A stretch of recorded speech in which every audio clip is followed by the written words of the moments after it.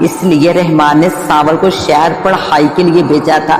سانول شہر کے سب سے مشہور کالج میں پڑھتا تھا۔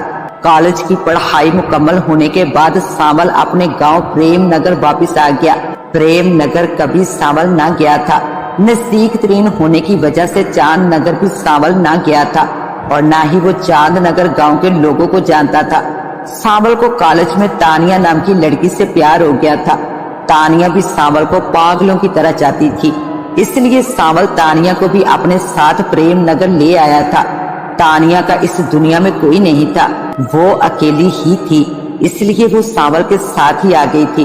سانول نے اپنے باپ رحمان کو تانیہ کے بارے میں سب کچھ بتا دیا تھا۔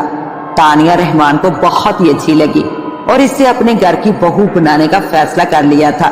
تانیہ سانول کی ماں کو بھی بہت اچھی لگی تھی۔ سانول کی ماں نے تانیہ سے اس کے گھر والوں کے بارے میں